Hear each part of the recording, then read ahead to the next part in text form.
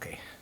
So thank you very much for the invitation, and there are two people I have to thank first to have introduced me to the Polyglot Conference. One was my friend and colleague Gilad Zuckerman, who was speaking last year in Thessaloniki. Some of you might have been to his talk. And the other would be Christina Cunningham, whose talk I'm sure many of you will have heard just a moment ago.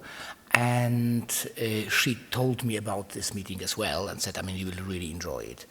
And I have to say, after 1.5 days, I've been absolutely amazed. It has been great, so much passion, so much interest, at the same time, such a great niveau of, presentations. This is really impressive. So, as I mentioned, some of you might have been in the panel discussion yesterday. As I mentioned, I have a medical background, so I allow myself to start with a medical question. Imagine a strange medical condition which was originally rare, but is now assuming a size of an epidemic. It has several very problematic aspects. It causes cognitive deficits, particularly in executive functions. It accelerates cognitive aging and accelerates the onset of dementia. And it leads to more severe cognitive deficits after a stroke. So if you have a stroke, you are less likely to recover completely. This is all bad news. But there is some good news too. Namely, it is reversible if recognized and properly treated. Now, can anybody guess what I'm speaking about? Absolutely. Bravo. Absolutely, so it is. Now look, in a real world, if you would have come across a condition which has all these effects and which is so easily treatable, wouldn't you invest millions of dollars into it? Yet, unfortunately, this is not the case in the treatment of monolingualism, which I would say should be one of our main health priorities. It has, of course, a long history.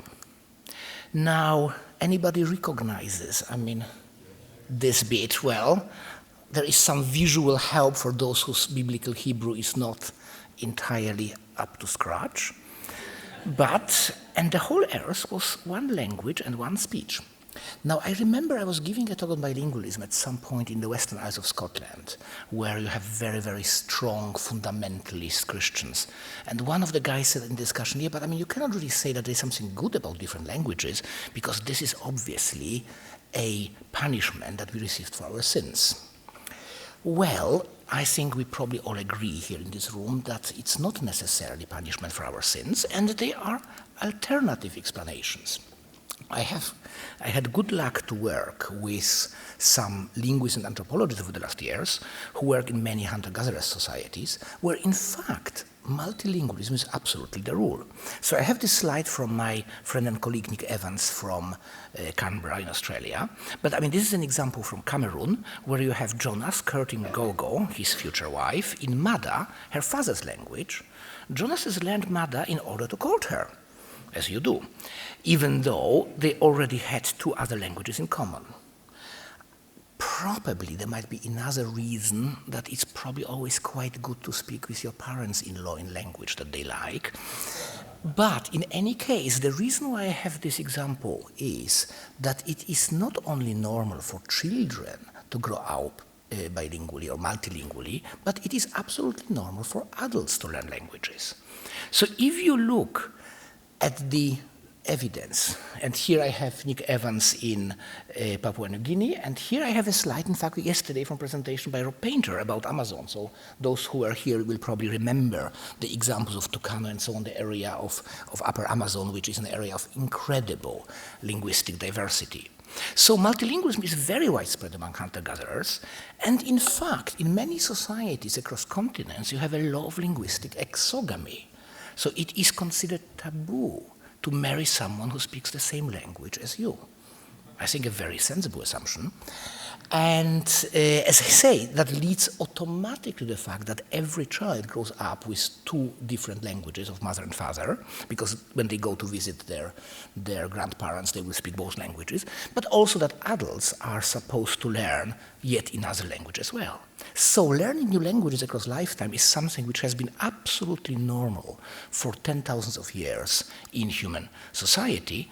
And I would say that multilingualism is probably as natural as a form of mental exercise as walking and running and climbing is a natural form of physical exercise.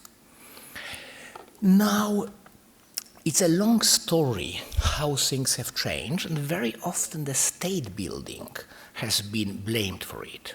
However, interestingly, early states or even early empires were not necessarily always monolingual. So who recognizes these ruins?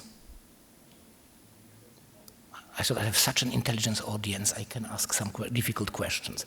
This is Persepolis, the capital of Persian Empire, which was incredibly multilingual. And in fact, the ruling Farsi-speaking elite did not try to impose their language, but they went for Aramaic, which was the kind of lingua franca of the majority of the area, but it was absolutely normal for people to speak a lot of different languages. Now, this is really difficult. Who is that? Mithridates, king of Pontus, who was very proud to speak with subjects in all the languages, I think 27 or 28. So he said, I can speak with any of my subjects in their own language. And this is King James IV of Scotland, who was probably the last king who was fluent not only in Scots and English, obviously, and Latin, but also in Gaelic. But, so you had a model of multilingual countries or even long-lasting, powerful empires which were multilingual. However, you had also models of linguistic unity.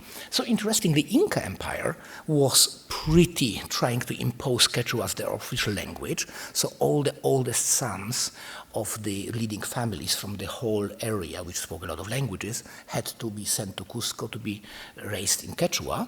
And interestingly, here is James VI of Scotland, who became later James the First of England. He had very similar idea, completely independently, that namely all the clan chiefs from the Western Isles on highlands should send their oldest child to be raised in English rather than in Gaelic. So I would say across the human history you have this kind of two competing narratives.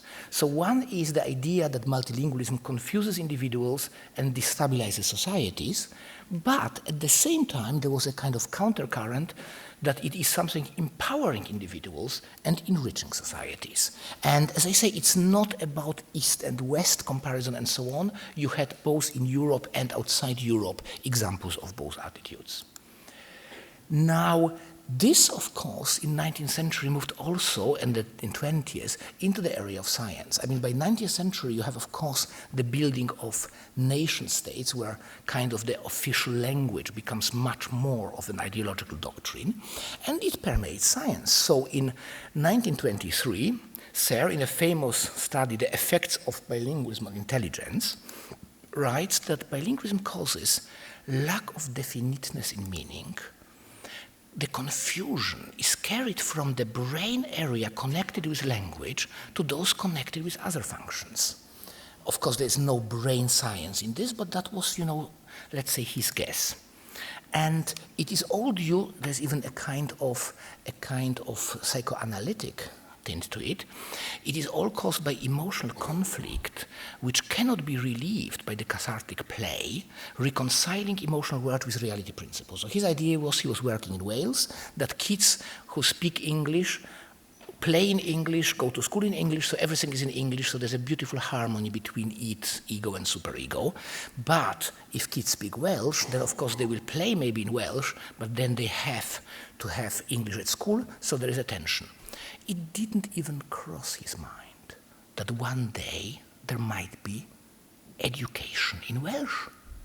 No, that was certainly outside what could be imagined in 1923.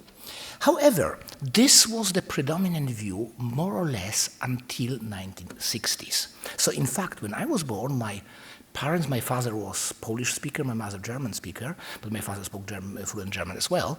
Their advice that they got from all the professionals was, well, let's go for one language, otherwise the child will be confused. This started changing with seminal work in Montreal in the 60s, the time of Révolution Tranquille, the time where basically Quebec became, so to say, had started developing their own self-esteem. And in this context, there were empirical studies looking whether bilingual children are really worse. And a study of intelligence in 10 years old showed that if you control for socioeconomic status, the bilingual children outperform monolinguals both on verbal and non-verbal intelligence tests. So the result was, I mean, the study was started just to show maybe it's not really so bad, and the result was just on the contrary, it's not only not bad, it's in fact a positive effect. The results spread only slowly, but they did spread, so I would say Canada's continued to be one of the leading countries in bilingualism research, with Toronto adding, so to say, Montreal. The context in Toronto is different. It's not just about French and English, it's about an incredibly multilingual place, and one of the ethnically and linguistically most diverse cities on earth. And Ellen Białystok, who is certainly a researcher I would like to mention, she will come also in one of the next slides, did some work showing in 90s and then early this century that in fact bilingual children are better in executive functions, social cognition, and metalinguistic skills. I will come to it a couple of slides, so you don't have to memorize it now. I will explain why it is very logical that we have those three areas. And 2004, which is of particular interest to me, she also showed that this is not only true for kids, it's also true for adults, or in fact for elderly people. I mean, they were starting looking at people in the 60s, 70s, or even 80s. And then, exactly 10 years ago, a paper came out which I think really changed the landscape. So here you will recognize already Ellen Białystok, who is Fergus Craig, one of the world experts on memory, and Maurice Friedman, one of the prominent cognitive neurologists. They looked at 230 dementia patients, of whom half roughly were bilingual, and found that bilinguals developed dementia 4 years later. Now, this is huge. I mean, if you think all the medical trials of the last 20 years or so, which have costed about $25 billion, have not produced any drug that would be more powerful than maybe a couple of months. So we have really an effect which is incredible. And it was not completely out of the blue. I mentioned that already in 2004 there was a study of elderly, so in a way the idea was probably if you are better, have better cognition in your old life, then you might be less likely to develop dementia. There was a very nice study just following year by Gitit Kaveh from Israel. Now, Israel is difficult because in elderly they don't really have monolingual, so they started with a baseline of 2 and then look up to 8 additional languages, and found firstly that people, the more languages people spoke, the better they performed, but also people who spoke a language which is different from their native tongue for most of the time were those who performed best. So in fact, having a permanent exercise in what is not your native tongue was a very, very powerful predictor. And then other studies confirmed it later on. So these lights were interpreted in the light of cognitive reserve. So the idea is that basically the better your brain is equipped, the more likely it will be to delay the effect of dementia. So it's like a reserve. Let's say if you have a lot of money in the bank and then a crisis comes and you lose half, you might still have quite a bit. If you have very, very little, then the half that goes away might be so that you are not left with much. So the idea was to have this cognitive reserve. I will come to this topic later on because it's a crucial term, so please remember the term, I will come. Now, something which was so revolutionary was bound to cause some opposition. And there was quite a lot of critique of the Toronto studies. The first important one was that there were 2 different populations which were compared. Most of their monolinguals were a kind of native Torontonians, I mean native for at least a couple of generations, whereas most of their immigrants, most of their bilinguals came from immigrant families, many of them from Central and Eastern Europe, fleeing Nazi persecution. Now, there is quite a lot of literature about so-called healthy migrant effect, that people who migrate are in fact, so to say, the selection of the strongest people in their respective countries. So it could be that this is not about language, it's about the migration effect. The group could have also different genetics, different education, different eating habits, maybe it's all about eating herring, or different lifestyle. So the point was, can we disentangle those things? Yes, we can. We just need to go to a different place. One of the problems with a lot of bilingual studies is that in a lot of academia, people look only at one population, and this is that of their own undergraduate students. It is, of course, very easy to reach, but it does not always tell you everything about the world. Now, I decided for something else. I knew Suvarna Alladi, who was my friend and colleague for many years, and as we met in Cambridge, and who went to Hyderabad. Now, again, because I have such an intelligent audience, who would guess which language this is? Telugu, excellent, absolutely a Dravidian language of southern India. Well, this will be easier than Hindi in English, and this would be Urdu. I mean, in fact, there is, people would sometimes say Dakini, I mean, there is but basically an Indo-European Urdu-related language spoken in Hyderabad. And it is not unusual to have, signs like this. So, in Hyderabad, bilingualism is frequent, about 60%, and importantly, for centuries. I mean, Hyderabad has been a multilingual place for probably at least 500 years, probably longer. So it is not associated with recent immigration. They have excellent clinical services, so we could conduct a study with quite a large number of patients, 648, which is about 3 times bigger than the original Toronto study, 60% bilingual, as you would expect from the population, and we found 4 years delay, very similar to Białystok. Now, interestingly, in India you can do one thing more, which is not that easy in many other countries. Namely, in India, a lot of people are bilingual or trilingual, quadrilingual, and illiterate. They learn languages on the street rather than at school. So we separately examine the illiterate monolinguals versus illiterate bilinguals, and in this group, the difference was even bigger, 6 years. So it means that if anything, it's not that bilingualism is, as the Toronto study was criticized, maybe a marker of better, posher schools where people get their French or whatever. It is even stronger as an effect in illiterates, and in fact we have a study published just a few weeks ago which confirmed it. So we compared systematically the education and the bilingualism effect. The education effect was 3.1 year, the bilingualism was 7.3, so more than twice as big. So if anything, it's not that the education is probably, so to say, confounding the results of bilingualism. It is, I mean, that's bilingualism is explained by education. It's exactly the opposite. If anything, it is bilingualism which explains maybe many of the education effects. And there was some difference between dementia syndromes. It would be a bit too long to go into detail on that, but if anybody has questions after talk or private later on, I would be very happy to explain it. Now, here, of course, the criticism was, well, but dementia is kind of difficult to diagnose because per definition it has insidious onset. So when does it really start? Now, I find it very unlikely to say that all multilinguals kind of notice symptoms 4 years later than monolinguals if the symptoms are not different. But there is another way we can deal with this criticism, and that is to look at a different condition. I would say the second biggest condition after dementia which causes mental problem in humans, and that is stroke. Very, very common. Stroke and dementia together account for the vast majority of mental cognitive impairment. So in stroke, you know the date very well because it's in the clinical notes. So we looked at over 600 stroke patients, again, 58% of them bilingual, so it's about the percentage that you would find in the population. And the prediction was, now I hope you can catch the logic. If the difference between bilinguals and monolinguals would be that simply bilinguals are coming for some reason from a healthier family, they eat more fish, they have better health, they have exercise, and so on, then you would expect a later age of stroke, because if it is a general health, so to say, predictor, then it should cause a stroke later. However, if this is really an effect of cognitive reserve, of the way how brain can cope with damage, then you would expect the same age of presentation, but people should recover better. Is it clear, the logic?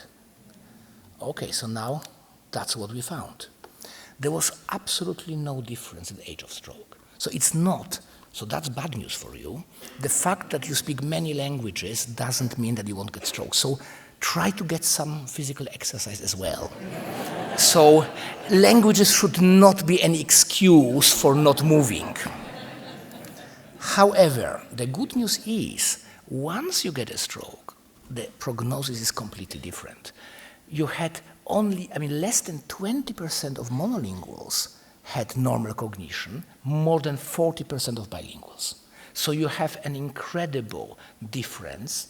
And opposite, of course, vascular dementia and mild cognitive impairment was present 68 of monolinguals, only 14 of bilinguals. Now, interestingly, aphasia, so a language disorder caused by stroke, is equally common in both groups. If you happen to have a stroke in area, which is crucial for language, we were speaking yesterday about Broca's area, I will come to it later on, then you are likely to develop dementia, whether you're bilingual or monolingual. But again, the prognosis is different. So global aphasia, so the most severe form of aphasia, was present in 58% of monolinguals, but only 17.9% of bilinguals. So from this point of view, you have the same risk of stroke, you have the same risk of immediate damage, but you recover faster. And that is, of course, a very good illustration of what I term cognitive reserve. Now, another problem which comes here is, of course, what in science we call reverse causality, and what in the colloquial language is often referred to as chicken and egg problem. So is it that multilingualism leads to better cognition, or is it that better cognition leads to multilingualism? So, obviously, you are all very bright and decided to learn many languages, so maybe it's simply learning language which is, so to say, a result of being bright rather than having any positive effect. This is not easy to study, because in order to study this in aging, well, I can tell you it's a very easy design, namely, I examine now several thousand of people age 11, and then I re-examine them in 60 years. It's relatively difficult to get grants for this running period, I can tell you from experience. So the second best is, bordering on miracle, you find a group which is now in their 70s, but you know how they perform when they were children. Now, in Scotland, we are really lucky. We have something called Lothian birth cohort. So Scotland is probably the only country in the world that examined their whole children population twice, in fact, for scholastic ability, intelligence, and so on. And so all people born in 1936 were examined when they were 11 in 1947, beginning of June. And Ian Deary, whom I will show in a moment, who is practically found these results, could trace more than 1,000 people in the area of Edinburgh, so Lothian is basically the region of Edinburgh, so we can practically know how they perform when they were 11, and we can test them now when they are in their 70s. So I convinced them, there are a lot of studies have been done with this group, but I convinced them to ask simply whether they learned any languages after age 11. The group is very homogeneous, ethnically and culturally, so in 1930s, Edinburgh was not a terribly cosmopolitan place, I tell you. And most of them were still living in Edinburgh. We found out of 853 people, 262 had at least the ability to communicate in language too.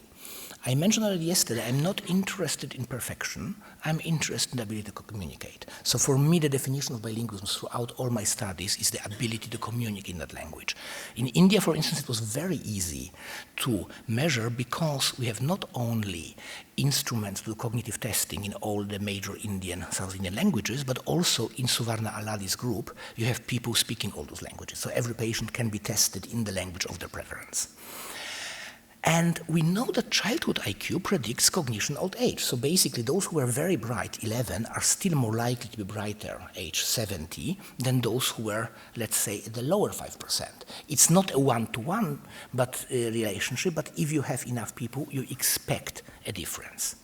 And what did we find? We found effects of bilingualism on certain cognitive functions, like reading, so-called fluid IQ, so mental flexibility, independent of their childhood IQ. So here the important thing is, if we compare performance of people age 70 with what you would predict on the basis of the childhood intelligence, those who have learned at least one language perform better than you would predict only from the childhood intelligence. So it means that is probably up to date the best evidence showing that there is the directionality not just from being brighter, making you likely to learn languages, but also that learning languages can have a positive effect. Now, I thought that's interesting, but then in that case, maybe we can look at the kind of bit shorter period, what happens to people studying languages. So this is a study with my PhD student, now postdoc, Mariana Mendoza, and my colleague Antonella Sorace in Edinburgh. And we examined almost 200 Edinburgh students, half-half roughly, those studying languages. In this case, it was Spanish and Italian. We wanted to keep it easy in the beginning. We are doing some more studies now about linguistic typology in languages versus humanities, so history, literature, and so on and so on. In the first year, we looked at a certain test of attention where you have to switch between different things. By the way, I was thinking about it. Have you noticed that we have track 1 in room B and track B in room A? This is because the organizers of this conference know that because you are multilingual, you are very good in switching. You see, you couldn't do it with a normal audience. They would all get completely confused. They would not know where to go. So that is exactly a type of task. I was really impressed when I was hearing on the first day. That's exactly a type of task on which bilinguals or multilinguals perform better, that they can switch between numbers and so on and so on. So in the first year, you find no difference whether people study languages or study humanities. But after 4 years of study, so in the 4th year in Scotland, you have a 4-year course, those who studied languages are clearly better than those who study literature. So basically, you can find the effects within 4 years of study. However, 4 years is still a long period, and I'm a very impatient person. So I had an idea which was so mad that I really didn't want to share it with anybody because I thought I will be probably admitted to psychiatric services. I thought, can we see language effect in 1 week? Now, after what I heard yesterday, I would have been much more confident about this design, because if you can learn Icelandic in 1 week, you should be able to find cognitive effects of language learning in 1 week. So, this is my PhD student who was a master's student at the time, Maddie Long. I told her, Maddie, I have a really strange study. It might be that nothing will come out of it. But you know, in the very worst case, you will spend a couple of weeks in one of the most beautiful places in Scotland, namely Isle of Skye. This is Salmore Ostak, a Gaelic college on the Isle of Skye, where they are doing very intensive 1-week courses of Gaelic. So off she went, and the question was, do we find similar effect after 1 week? We had a group, I mean, that's the first study that we published in PLOS. We have now over 100, so we are kind of re-evaluating it now with the data from this year. And we were looking at 2 types of controls. So one were people who were practically retested 1 week later. This is very important because in psychology you have something called practice effect. So if you do a certain task several times, then you simply get better in doing it. So it could be learning effect. There was no learning effect whatsoever. People did the same test a week later, and in between they did nothing. There was no difference. But the others were doing other courses like CELTA, preparation to teach English as a foreign language, but something not involving other languages, and they didn't show the same effect. So we found an improvement in switching after 1 week. Now you can say, fine, after 1 week you will learn it, but probably after a couple of weeks it goes away. Well, it depends whether you practice or not. So we examined people 9 months later, and those who practice 5 hours per week or more, so 1 hour per day, maintained their effect. So I found it absolutely fascinating number of 5 hours a week, because that's exactly the same as that this British government recommends for physical exercise. So maybe 5 hours a week as a mental exercise would be quite a good thing as well. And important thing to add, our participants were between 18 and 78. This is an important thing, as I will come to a little bit later. So now I think I have to explain a little bit what are the mechanisms. So why do we have these effects? And at this stage, I cannot keep myself from not having some slides of my 5-year-old daughter, Alba. Because here you can see Alba in 4 very different settings. With her granny, who is very vehemently monolingual, and after 50 years in Barcelona didn't learn a word of Catalan, speaks only Spanish. Here with Daddy, who of course likes playing with languages. Here with one of her best friend, Olivia, with whom she shares 3 languages, Polish, Spanish, and English. And here with her first boyfriend, Tjatmar. And, oh yeah, she took me by hand, and said, Daddy, this is Tjatmar. And said, come to my house, Tjatmar. So, Tjatmar is also trilingual, but in a different combination, English, Dutch, and French. So, one thing is, if you grow up like this, you have exposure to different languages, so you develop metalinguistic knowledge. You know how things sound. And just a nice example from my daughter, she asked me once, how do you say envelope in Spanish? And I say, sobre. Okay, how do you say it in Polish? I say, koperta. And then she looks at me and says, koperta, but this sounds like Spanish. Now, of course, she's right. It's a Latin loanword in Polish. It's not a classical Polish phonology. So with 3 years, a child is already thinking, does it sound like a word in this language? Is it something that was probably imported, and so on? So it's very, very obvious that whoever knows more than one language can reflect about it. And that helps us learning all other languages, one of the topics we were discussing yesterday. The second thing is language switching. Now, if you are multilingual, you know which languages you can use. So she knows with Olivia she can mix all her 3 languages, but with Tjatmar she cannot, because although Tjatmar speaks also 3, they are not the identical ones. So as a bilingual, you develop better social cognition. Once you realize that other people have different knowledge of languages, you also, it's a very small step to realize that there will be probably other differences as well. And that's exactly what happens in bilingual kids. So, and adults as well. So another example here from my daughter, when I tell in Polish, oh, Albeńko, boli mnie głowa, I have headache, then she would run to mommy and say, mommy, daddy has sore head. But if I say the same in Spanish or English, she will not translate because she knows that is something that mommy understands. So you learn automatically that the perspective is different because the linguistic inventory is different. Now, all this would be lovely but completely pointless if you would not be able to implement it. So in order to implement your social knowledge into your behavior, you need what we call executive functions, attention. You need, for instance, here, you can practically have all 3 languages activate at the same time, but here you have to activate one but deactivate the other 2. And that is one of the explanations why one of the things in bilinguals are particularly good are all the switching tasks, even if they have nothing to do with language. A lot of my tasks are about numbers, about counting things up and down. That's why I was so fascinated yesterday to hear the talk by Daniel about numbers being his first language. Basically, speaking different languages makes you better in dealing with numbers in switching.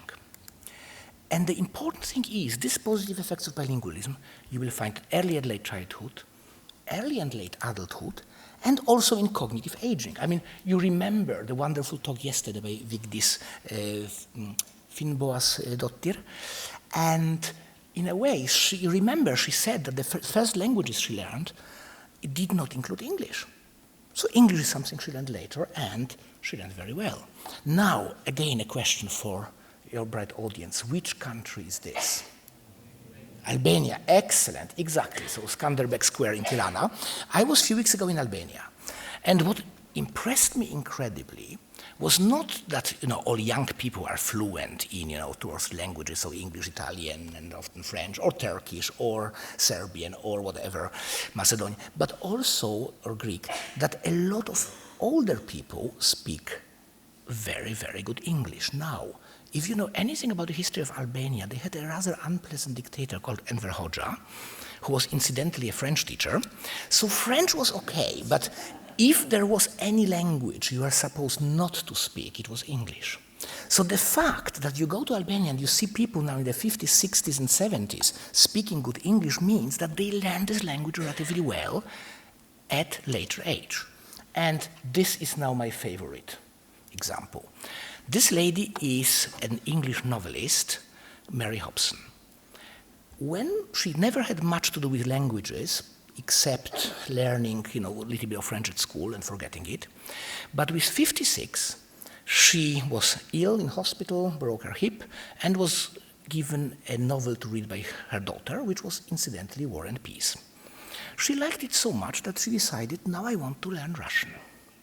So the university didn't want to enroll her, but she said, look, I'm a writer, I'm a novelist, I can do it. So she was enrolled. With 75, she wrote a PhD about the Russian poet Griboyev. With 90, she wrote her first own translation of Yevgeny Onegin, the main work of Russian poetry. She got now all the literary prizes you can get, Pushkin Prize and so on in Russia, and is one of the most prominent translators of Russian poetry into English. Started at 56. So the important thing for me is it's never too late. And that explains also the effect in stroke, dementia, and that chimes very well with cognitive reserve. And that chimes also very well with what some of you who are here today morning were hearing about the idea of getting older people, for instance, in Iceland, into teaching Icelandic. So in a way, I think language is one of the best bridges between generations. I will come to it in the next slide, but now I thought some of you will be thirsting for a brain imaging picture. So I don't want to disappoint you. Now, this is in some way maybe the conceptually most important slide of mine, and I have only 2 or 3 left, so it should be fine. So basically, this is now a comparison between 2 ways how you can explain multilingualism. One is limited resources model, in which you assume that brain is built like a chest of drawers, I said yesterday, so you have here your socks, here your trousers, and so on. And it's a strict static localization with a competition for space. And that is intuitively what many people believe is correct. However, you can have an alternative model, which I call added value model, in which it's all about interaction. So the interaction is more than the sum of the ingredients. You have dynamic localization, you have neuroplasticity, so the brain adjusts all the life, even after 56, and you have an emphasis on learning adaptation. And this is very much in line with modern neuroscience. And in fact, there's a paper which will just come out in 10 days. So if you follow me on Twitter, I will put link because it will be free access. And now coming to the brain. So the famous Broca's area is here, and in fact you don't find a lot of difference between people who learned languages later in Broca's area, which could be explained because that's a place where you have a lot of automatic processing of grammar. If you learn language later, then you are not as automatic. I mean, we can speak, but we have to concentrate. I mean, we don't get, so to say, the same ease. However, you find a lot of difference in the Wernicke area, which is basically where the vocabulary, the knowledge of language, and so on sits. And here, this is frontal executive area. So that's exactly the question that was there yesterday. So the differences are not only in this kind of narrow language areas, which will be Broca, Wernicke, and fasciculus arcuatus here. It's really across the brain, including the frontal lobes, where you have the areas which deal with complex, so to say, movements. Now coming back to the elderly, so if this is the case, we should be able to teach languages across the life. And we have a fantastic example, Lingo Flamingo, that's a colleague of mine, Robbie Norval, who in fact is a lawyer, but he had this idea of teaching patients with dementia languages. So here is a graduation ceremony for the Spanish class, and I think that's the Italian class. So basically the idea is to offer language classes to patients with dementia, which counteracts not only loneliness and their self-esteem, involves families, but also gives a, so to say, additional mental stimulation. And interestingly, you can employ people who are employed. I mean, he tries to employ refugees so that it basically closes the circle of refugees being perceived as something positive. It's not just that they take something from us, namely money, but they bring also their skills, their knowledge, and knowledge of languages is one of the most important ones. Okay, so I'm coming now to the kind of last slides. Of course, there can be a little bit of exaggeration. So don't think that, bilingualism is the fountain of youth. You go into it and you come out 50 years younger. Also, some other claims, as attractive as they are, might be correct, but we still lack good empirical evidence. So if any of you is willing to conduct a double-blind randomized control trial, please let me know. I think we could have a good material here. Also, if you do this kind of work, it's impossible to avoid politics. So after my stroke paper came out, I was kind of screening a little bit which different reports come, and one was with a big, now who recognizes this flag? Yeah, Friesland, exactly. So it was used, the Frisians are better recovering from stroke, so it was immediately used, so to say, as an argument in the debate. However, you have still a lot of negative views in politics as well. So now, a really difficult question. Now I show you 3 American politicians from the same party, but 2 of them are 2 patriots and 1 is a traitor. Who is the traitor and why? Yeah, why? Absolutely! How could you trust anybody who speaks Spanish? How could you trust anybody who speaks any other language than English? Of course. That is exactly what was, and in fact both Sarah Palin and Donald Trump commented on the fact that Jeb Bush speaks some dirty language like Spanish instead of speaking American. However, not everything is bad in America. 8th of November 2016 will go into history as not necessarily the best day in American history. However, in California, there were more choices except of the president. For instance, Proposition 60 had to decide whether all porn actors should wear condoms. What would you guess was the answer? No, it was rejected. The Proposition 64 was, should marijuana be legalized? Yes. And now comes Proposition 58. Should bilingual education be legalized? Bilingual education was illegal in California, and I'm pleased to say it has been now approved. So there is some progress. So just to wrap up in a summary, I would say, I don't have to convince you, but I hope I give you some good arguments that you can convince others that human mind and brain are multilingual, meaning that multilingualism is the normal, natural state of human mind and the natural mental exercise. And monolingualism is what Germans would call Zivilisationskrankheit, a disease of civilization. And the cognitive effects of bilingualism do not depend on the size of language-speaking community, and that's the important thing for small languages. It doesn't matter whether you learn Chinese or Icelandic, or even Faroese.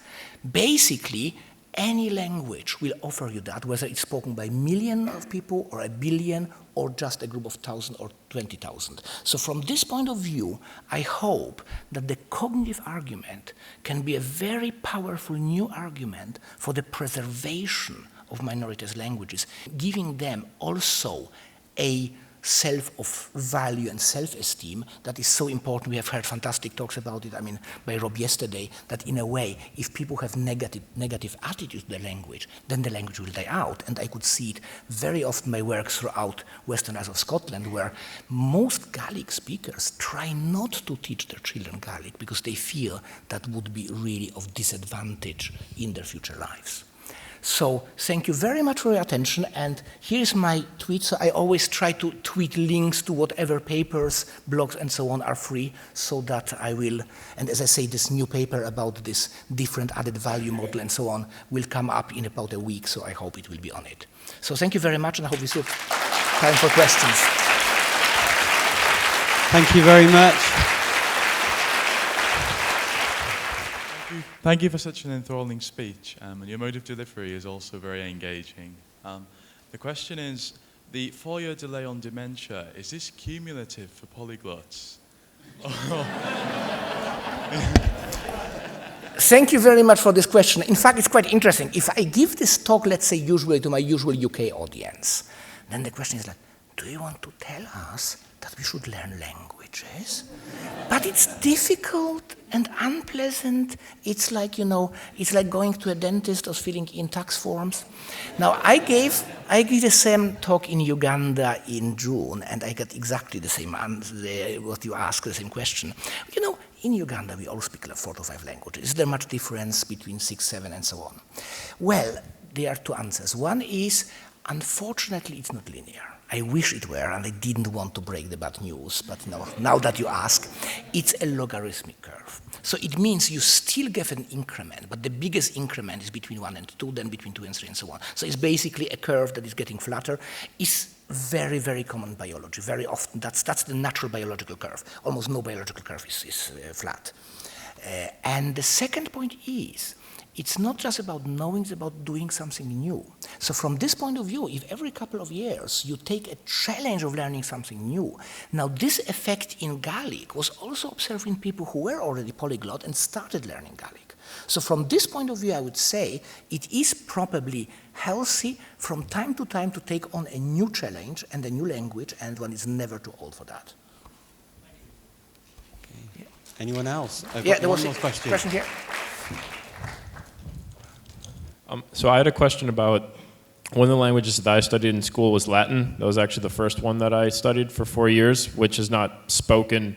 It's kind of an exception, right? Or, you know, other, say, people who are biblical scholars who might study Hebrew or Aramaic, something like that, studies of Sanskrit, which are not really spoken in the normal sense that we consider.